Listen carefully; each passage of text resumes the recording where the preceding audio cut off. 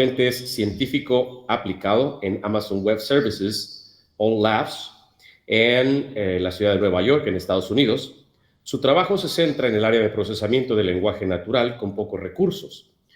Estudió la licenciatura en informática en la UNAM, la maestría en ciencias de la computación en la UAM Azcapotzalco y el doctorado en el Instituto de Procesamiento Natural en la Universidad de Stuttgart, en Alemania. Durante este tiempo, su investigación se ha enfocado en la aplicación de modelos neuronales para procesar las lenguas indígenas del continente americano. Las tareas de PLN en las que se ha centrado son la traducción automática, texto a texto y voz a texto, segmentación morfológica de lenguas polisintéticas, code switching y generación de texto a partir de grafos. Sus trabajos han sido consistentemente publicados en conferencias de alto nivel de PLN, como ACL, NAACL, EMNLP, EACL y COLING, además de revistas indexadas. También ha sido parte del equipo organizador del workshop PLN para lenguas indígenas del continente americano, que ha sido colocalizado en ACL 2021, NEUL PS 2022 y actualmente ACL 2023.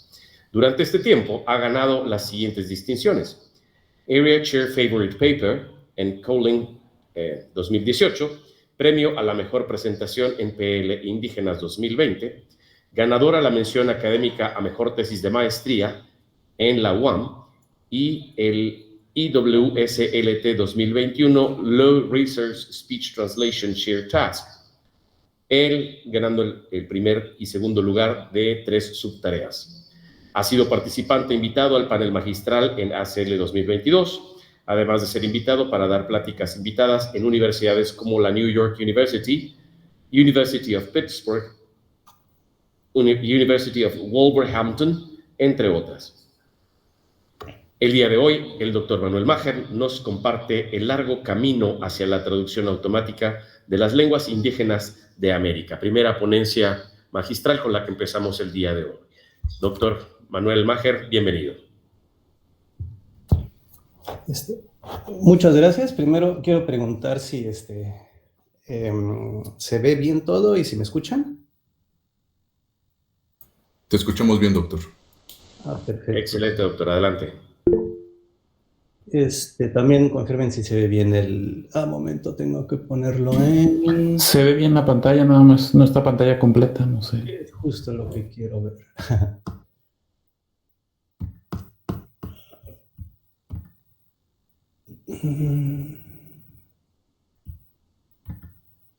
Muy bien, ¿ahora sí? Perfecto. Muy bien, bueno, en primer lugar, buenos días, muchas gracias por la invitación.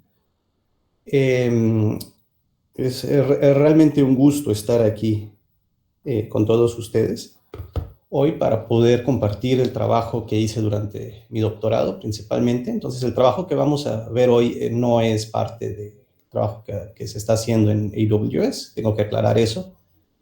También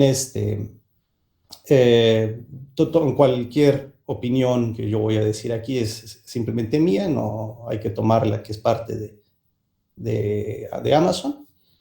Entonces, haciendo esas aclaraciones, hice una disculpa porque la presentación la tengo en inglés, pero pues, vamos a estar platicando en español sobre ello. Espero que no haya ningún problema. Como les había dicho, el trabajo fue hecho en la Universidad de Stuttgart, Alemania, y vamos a comenzar de una vez. Bueno, la primera pregunta que deberíamos hacernos es ¿por qué nos interesa aplicar NLP a lenguas indígenas y por qué esto puede ser interesante? Entonces, podría parecer trivial, ¿no? En algunos casos, porque podríamos pensar, bueno, simplemente vamos a aplicar algoritmos que ya tenemos, recolectar algunos datos y los vamos a usar. ¿Cuál es la discusión científica detrás de ello?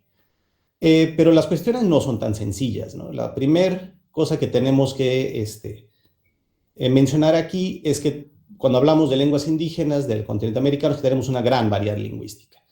No es como decir, bueno, vamos a aplicarlo a francés, a ruso y a inglés, que son todas bastante semejantes, sino que tenemos una gran variedad y las lenguas son muy diferentes entre ellas, de las lenguas indígenas.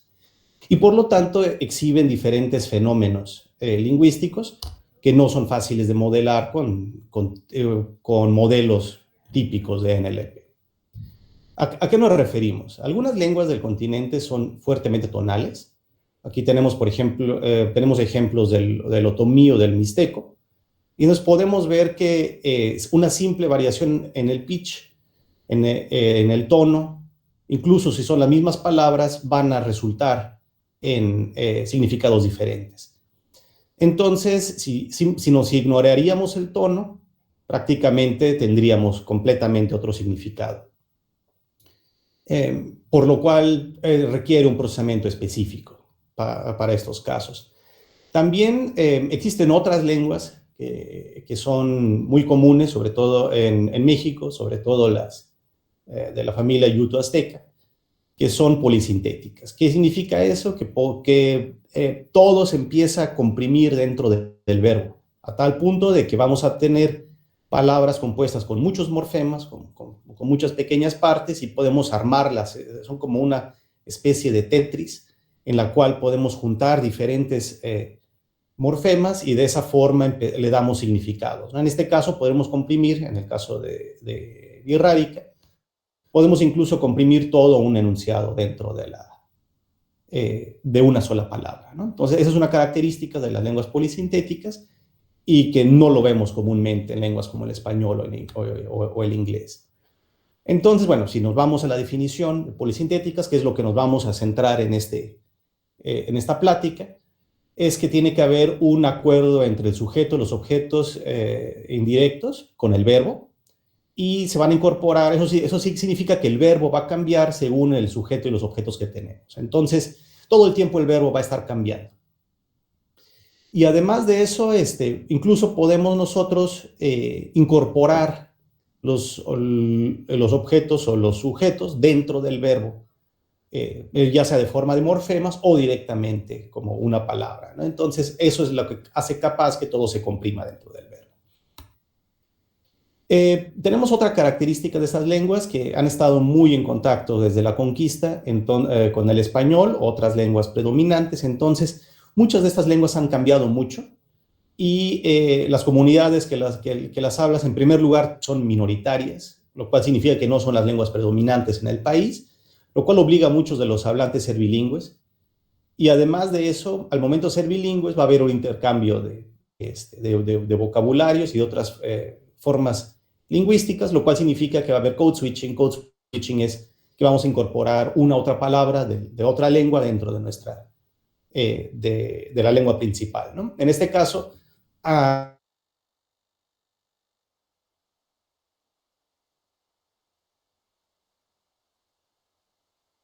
donde tenemos varios morfemas juntos, encontramos que digamos que esa es la palabra original, y de repente aparece dentro de la misma palabra un morfema, una palabra que se incorpora del español o del inglés o de otra lengua. Entonces, esto agrega dificultad al análisis, ¿no? Por ejemplo, ayer estaba la discusión sobre los vocabularios. O sea, con esta complejidad de tener combinaciones casi, digamos, en el orden combinatórico, va a ser muy difícil poder tener un vocabulario que cubra todas las diferentes combinaciones de morfemas. Entonces, crear un vocabulario es bastante difícil para este tipo de lenguas.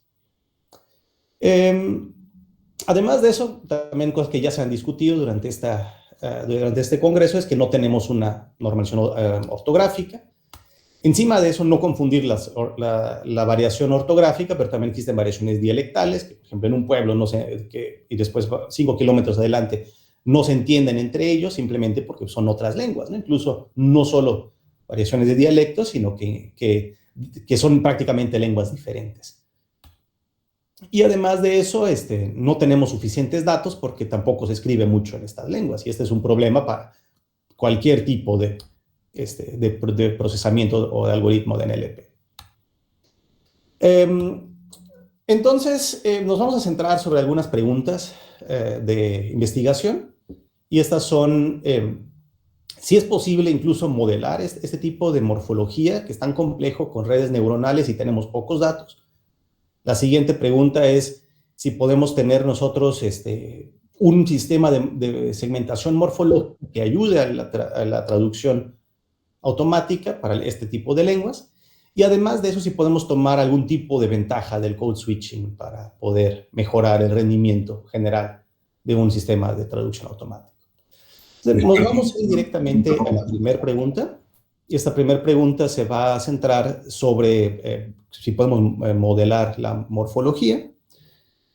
Y este es un trabajo publicado en EMNLP, que si lo quieren revisar, ahí está la cita. Entonces, la primera cuestión es que vamos a definir la tarea, que tenemos segmentación morfológica, significa que tenemos nosotros una palabra, y esta palabra la vamos a dividir en sus morfemas, que son sus unidades básicas, que tienen algún tipo de significado. Doctor, ¿sí? se perdieron tus diapos, perdón. Ya. Vamos a tratar de volver a... Vamos a compartir la pantalla completa, ¿no?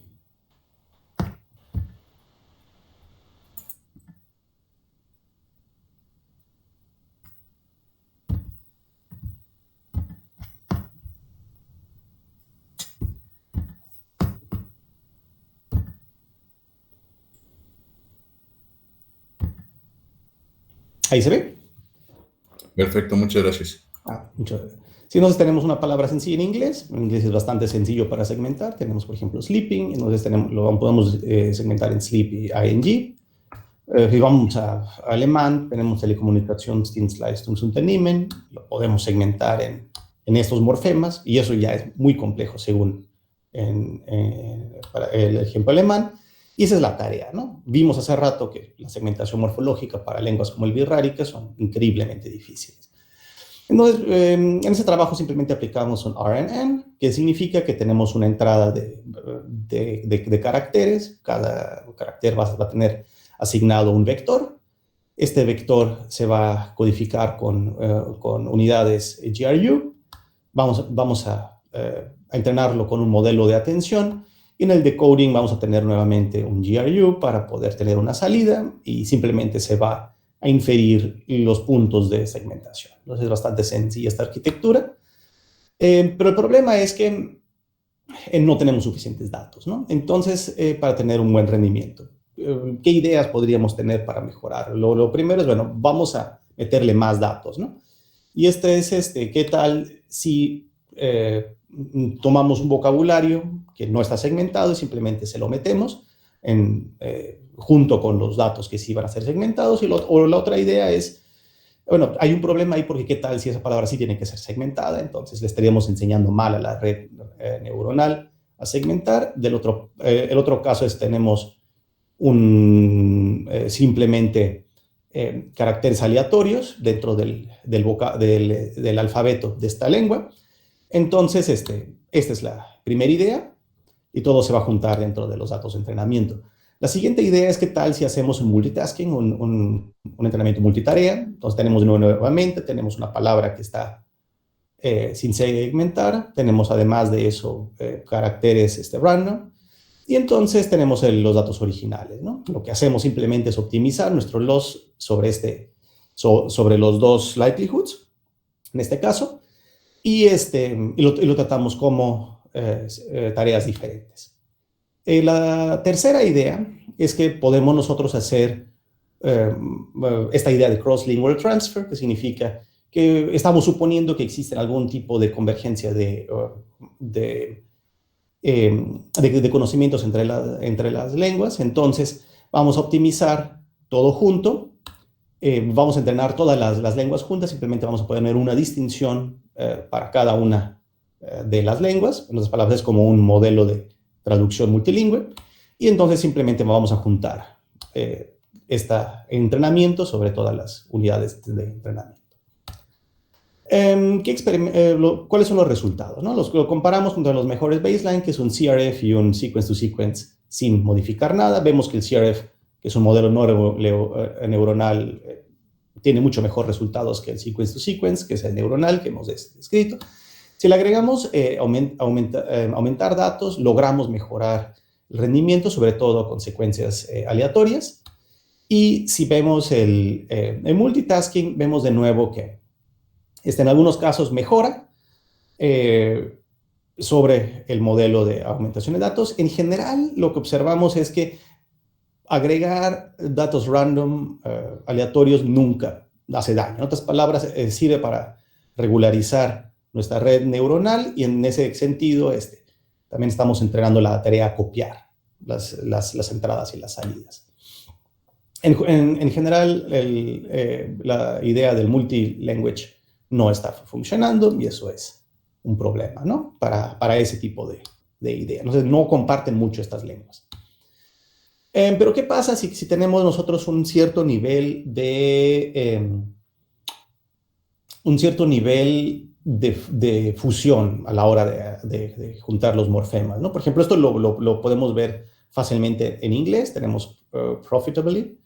Y entonces, si queremos hacer la segmentación, o sea, regresar al morfema original, es profitable. Entonces, le agregamos el morfema ly, pero en ese caso, tenemos que hacer una reconstrucción. O sea, no solo estamos buscando el punto de segmentación. Lo mismo lo podemos ver para el alemán.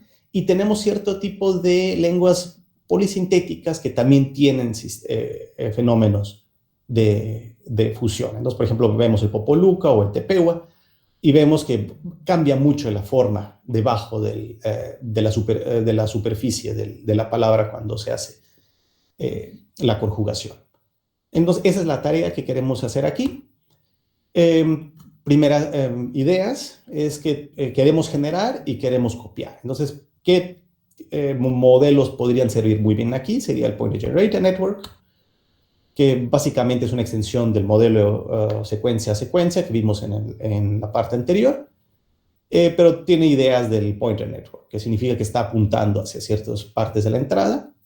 Tiene la capacidad de generar, se agrega la probabilidad de generar o de no generar. Entonces, prácticamente se va a decidir si va a generar esta red neuronal o se va a decidir si en vez de eso simplemente va a copiar, ¿no? Lo podemos ver aquí en el diagrama, donde todo es como una red neuronal secuencia a secuencia, pero al mismo tiempo vamos a tener nosotros una probabilidad de generar, que es pgen, y esta probabilidad es una mini red neuronal que nos va a dar la clasificación, en ese caso, tomando en cuenta el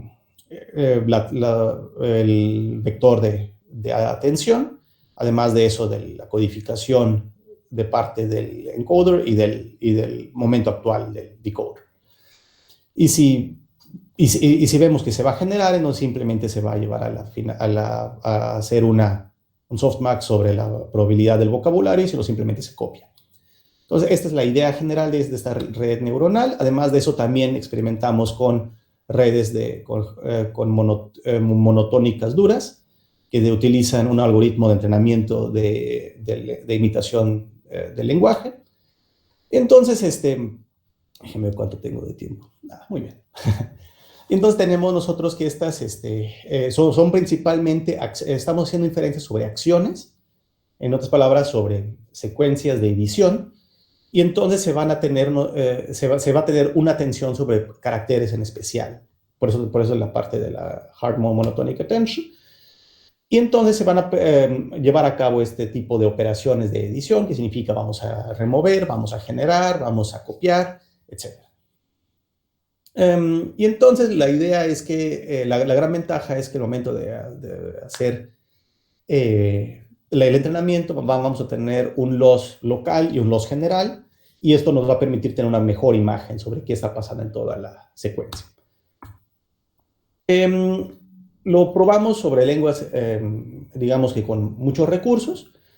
Lo comparamos con un semi-CRF, con un Joint Linear Log Model, Y además de eso, con un sequence-to-sequence normal, tenemos el Pointer Generator Network Imitation Learning. Vemos que en general las redes neurales funcionan mucho mejor para esa tarea. Y el mejor es un sequence-to-sequence. En otras palabras, el Pointer Generator Network no funciona tan bien ni el Imitation Learning cuando se trata de cuando tenemos muchos recursos, pero tampoco es que esté muy atrás, ¿no? O sea, es ligera la mejora que tiene el sequence-to-sequence en comparación del Pointer Generator Network y del Imitation Learning. Pero, ¿qué pasa si nosotros reducimos la cantidad de datos para entrenar? Y en este caso, digamos que empezamos con 100 datos, con 200, 300, 400, y vemos que al inicio el sequence-to-sequence, que es la red neuronal sin modificaciones, es muy mala. Aquí el accuracy mayor es mejor. Y vemos también el punto de que, por ejemplo, los algoritmos no neuronales como el semi-CRF y el joint empiezan muy bien, los dos, ¿no? Pero tampoco está tan mal el Pointer Generator Network y el Imitation Learning. Y lo más importante y lo más sorprendente es que Imitation Learning, de hecho, empieza muy bien y superando otros.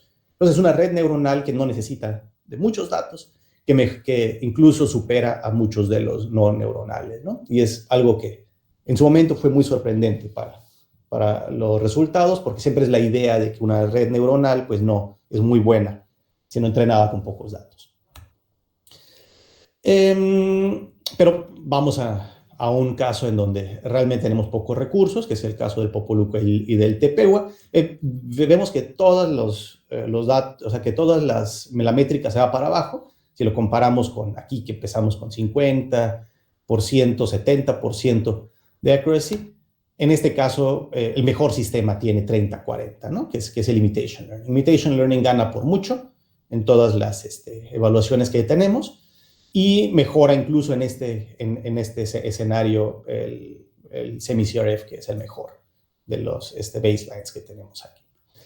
Entonces, en general, lo que vimos en la parte morfológica es que funcionan muy bien los LSTMs con Pointer Generator Network. Tenemos que entrenarlo en forma de un transducer neuronal funciona muy bien, que también tenemos una gran diferencia entre la simulación de datos y datos reales en bajos recursos, lo cual significa que si ustedes quieren probar un punto específicamente sobre bajos recursos y ustedes simplemente deciden entrenar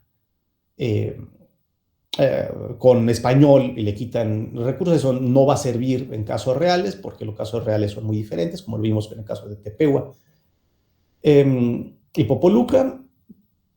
Y además de eso, bueno, tenemos otros datos que no incluimos aquí, entonces los voy a simplemente sacar, ¿no? Muy bien, entonces vamos a seguir con la siguiente pregunta, y es, ¿qué tan bien funciona esto con Machine Translation?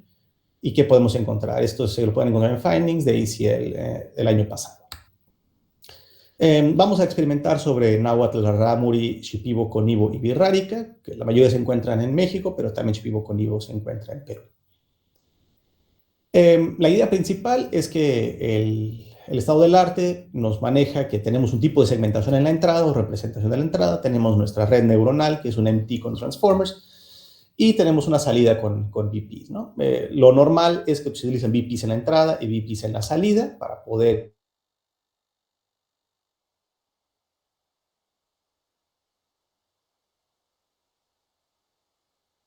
pero en este caso vamos a explorar qué tal si segmentamos morfológicamente un modelo de traducción neuronal. Doctor, otra vez se volvieron a perder tu pantalla.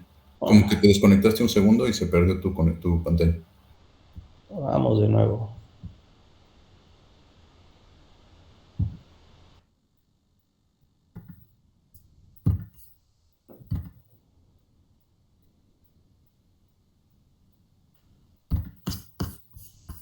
Me avisan si ya se ve.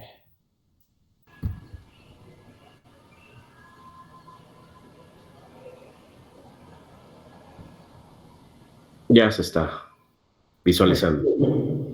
Perfecto. Entonces sí, tenemos un modelo de traducción estándar, típico transformer, Lo utilizamos con los settings de Flores, que está probado con lenguajes de pocos recursos. Esos son los datos con los que contamos, son muy pocos datos. Por ejemplo, tenemos la segmentación morfológica, que los mismos algoritmos que ya habíamos discutido, de un lado, que son algunas, por ejemplo, para entrenamiento tenemos variaciones entre 500 y 600 ejemplos. En la parte de entrenamiento tenemos tan pocos datos como, por ejemplo, para Birrárica, que son 7,000 datos, hasta más datos que se para Náhuatl en 14,000 datos, ¿no? Para entrenamiento. Bueno, todos el español de la parte de la salida, porque vamos a o de entrada, van a utilizar el byte pair encoding, el algoritmo de byte pair encodings estándar. Además de eso, hicimos una optimización sobre el tamaño de los byte pair encodings. Tenemos además de eso los hiperparámetros de Flores para el transformer, para el sistema de traducción automática. Y además utilizamos la métrica CHRF en vez de Blue, porque Blue no nos sirve en lenguajes como estos, ¿no? Porque maneja tokens y nosotros queremos irnos más adentro, entonces utilizamos CHRF.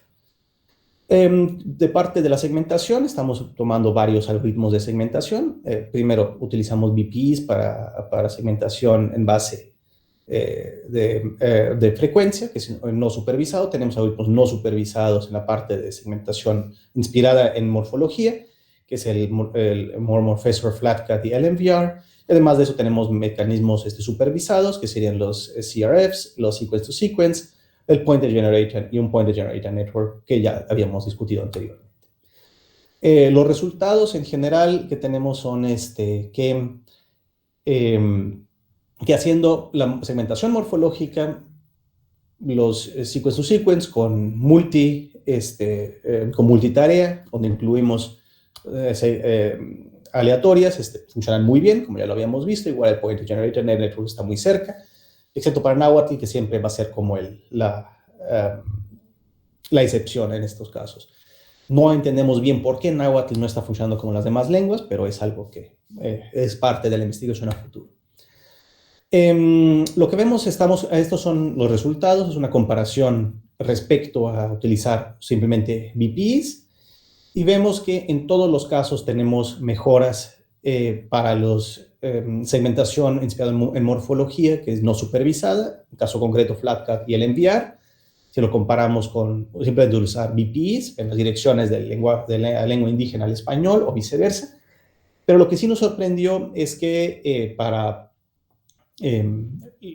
segmentación morfológica supervisada, que hemos discutido, vemos muy malos resultados. Y eso es en todos los casos. Entonces, nos decidimos meternos un poco en el por qué. Y lo que vemos en general es que existe este es el principal, que existe un problema de generación de secuencias out of vocabulary. Y esto es un problema porque vamos a ver tokens que son no conocidos en la hora de entrarlo y la red neuronal no va a saber qué hacer, los ignora. Y nosotros creemos que por eso es que la disminución en la capacidad de la red neuronal, ¿no?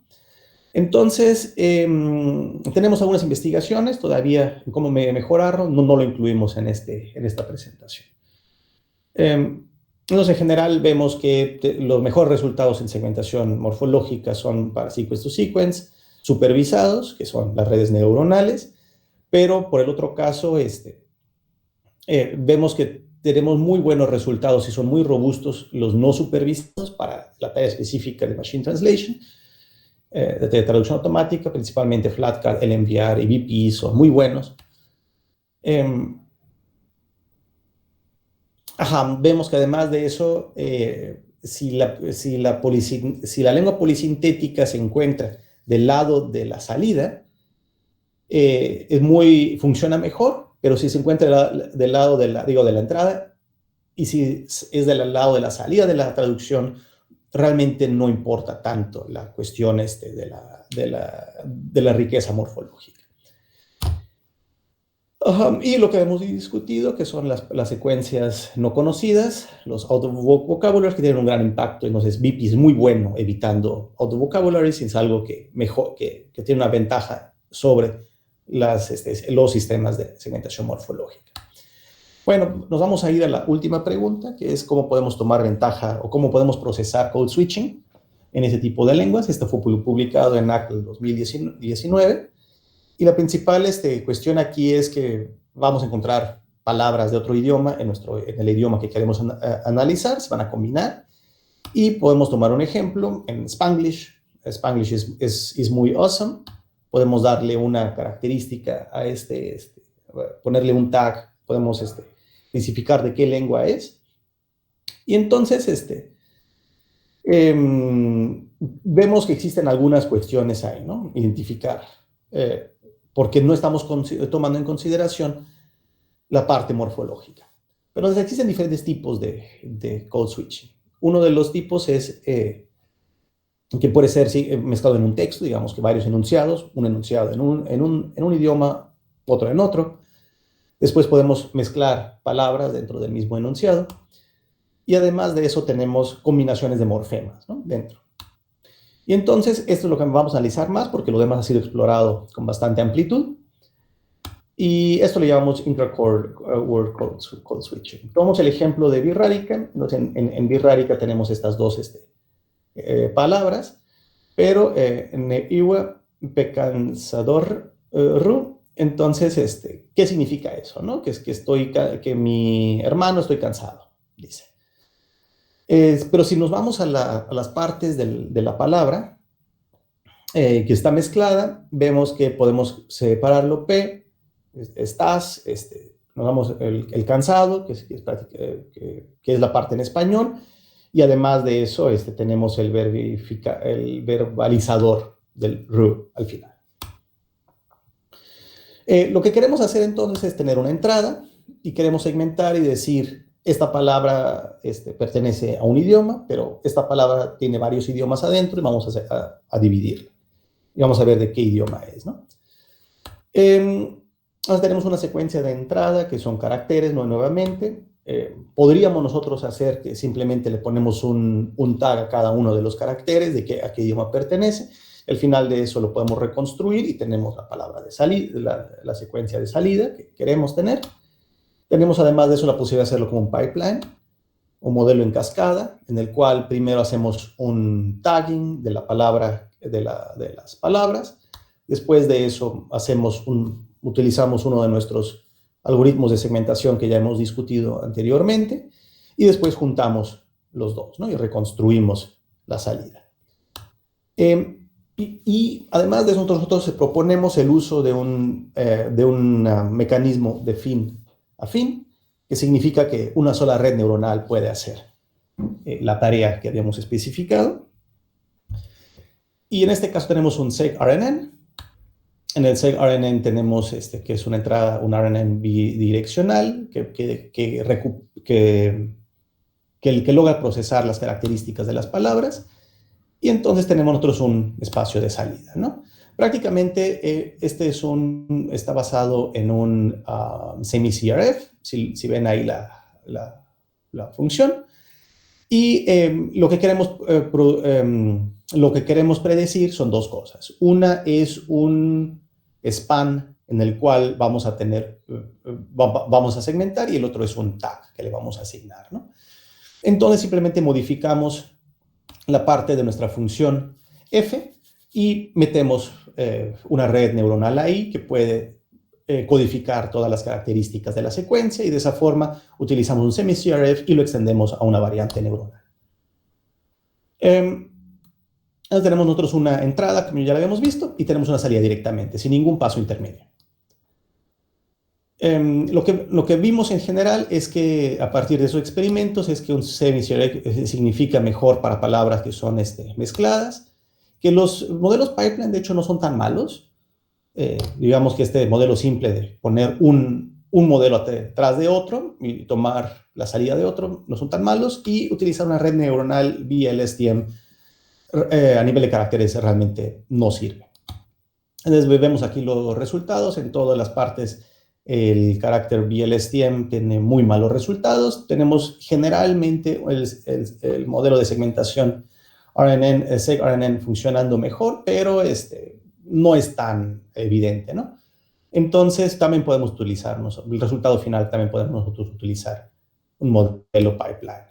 Si nos vamos directamente ya a las palabras que son mezcladas, entonces sí vemos una mejora muy fuerte para el modelo de seq-RNN, y eso es algo que nos inspira a poder trabajar en un futuro, ¿no? Voy a saltarme esto que ya hemos discutido para irnos directamente al último tema que tenemos aquí, que es pero bueno, ya vimos cómo funciona code switching, cómo podemos nosotros analizar en un enunciado de code switching, pero ¿cómo funcionaría tratar code switching dentro de un problema de MT? Entonces, lo podemos utilizar para mejorar un modelo de traducción máquina, y en este caso vamos a explorar esto, ¿no? Tenemos 3 preguntas principales. Si utilizando un modelo o datos de code switching sirven para esto, si podemos nosotros generar datos que son sintéticos de code switching y de esta manera utilizarlo y compararlo con los datos originales, y si existe alguna forma en la cual podemos hacer mejor entrenamiento o tener mejor rendimiento para esos datos. Entonces, el dataset que recolectamos solo de code switching es un corpus paralelo bastante chico que tenemos aquí. Pero nos interesa tener el parte de test para poder hacer todas las pruebas y que sean significantes. ¿Cómo funciona, no? Utilizamos la parte de code switching del text es recopilado de redes sociales. Nos quisimos utilizar también texto monolingüe en español y en birrárica que fuera también de redes sociales. En este caso, lo que simplemente hacemos, si vemos aquí el code switching natural, así es como se vería si utilizamos una base en español y le metemos con diccionario, con una sustitución en base a diccionario, que es algo muy simple, simplemente encontrar una palabra y después sustituirla y meterla, entonces generamos un code switching sintético, y de la otra palabra vemos un code switching si utilizamos la lengua indígena, en este caso birrárica, y hacemos el code switching ahí. Entonces, estos serían los 3 tipos de datos que tenemos para las experimentaciones.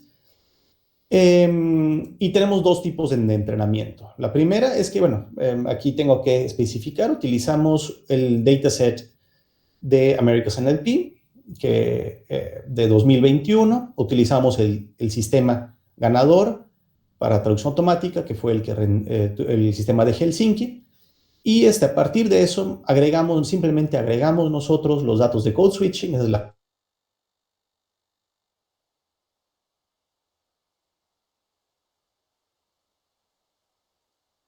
con el modelo de code switching y las lenguas adicionales, ¿no? Lo que podemos ver aquí es la idea general que tenemos. Doctor, perdón por interrumpir, pero otra vez dejó de compartir pantalla. Oh, no. Ya nos estamos acostumbrando a esto.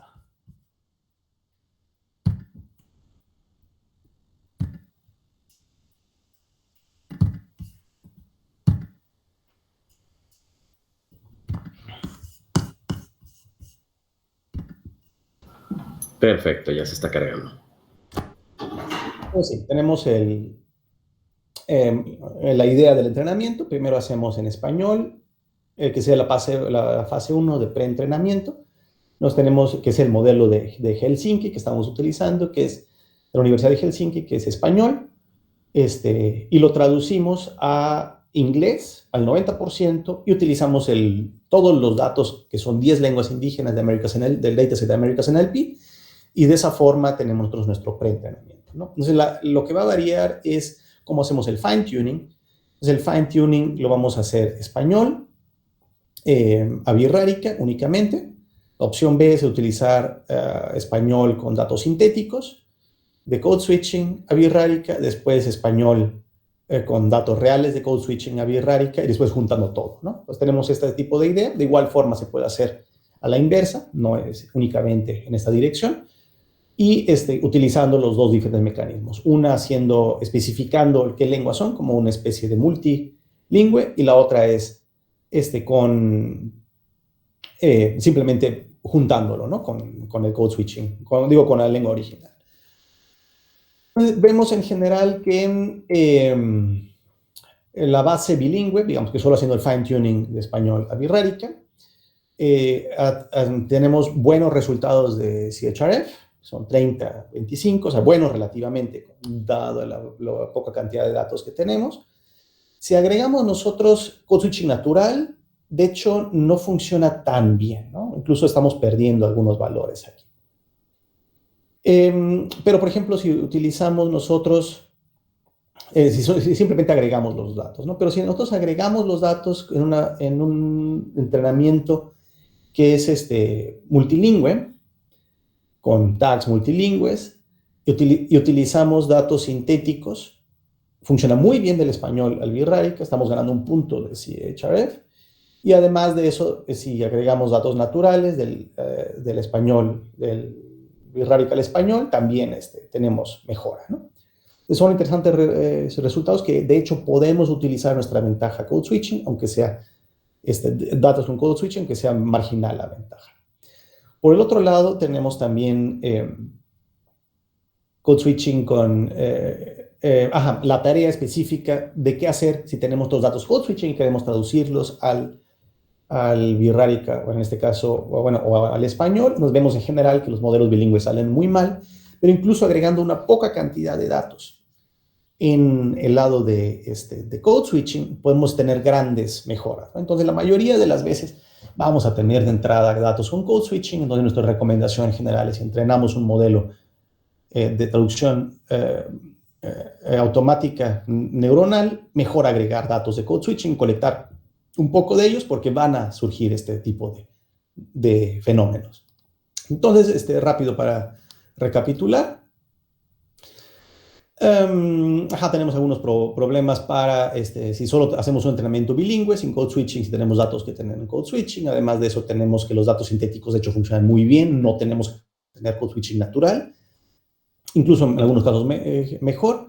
Y el modelo que tenemos multilingüe es la mejor solución en general, ¿no? Para poder hacer el entrenamiento.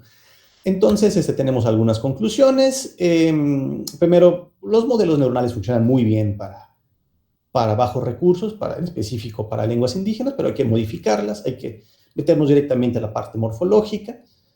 Funcionan muy bien para segmentación morfológica de lenguas polisintéticas, mejor que modelos no neuronales. Además de eso, podemos meternos también al code switching y podemos identificar muy bien las segmentaciones dentro de la palabra y fuera de la palabra, asignar de qué lenguas son para el análisis. Y además de eso, pues también funcionan muy bien con la parte de si en traducción automática tenemos fenómeno de code switching.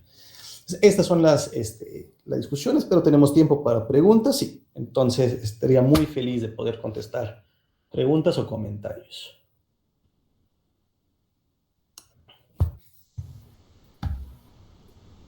Muchísimas gracias, doctor. Bueno, esperemos por aquí en el chat si hay alguna pregunta, algún comentario para el doctor Jesús Maher.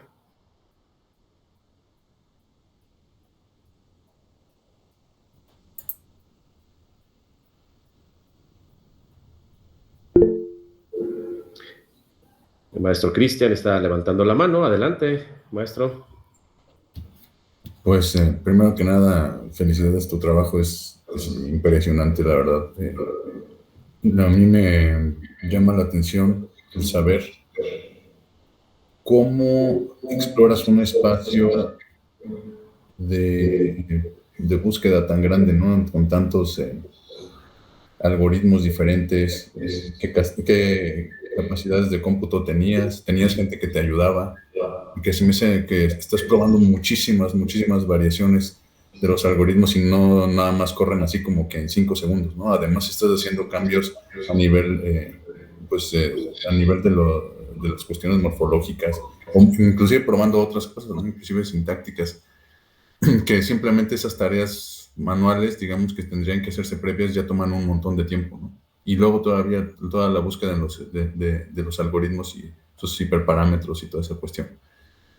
¿Cómo logras avanzar este tiempo? Bueno, primera, supongo que fueron 5 años tu doctorado, y a mí se me hace como que es tarea de varias personas, ¿no? O sea, una investigación de ese tamaño como la que tú manejas. Me llama mucho la atención, además de de otros artículos que he sacado. Ay, muchas gracias.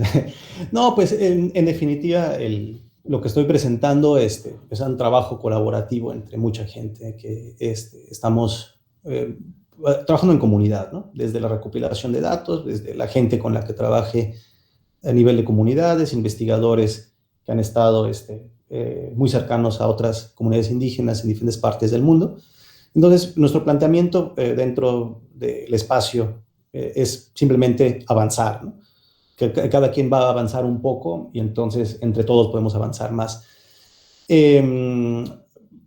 Aquí tengo que agradecer a mis coautores de todos los artículos, principalmente al doctor Iván Mesa, que es de Limas, con el que se está trabajando muy, muy cerca.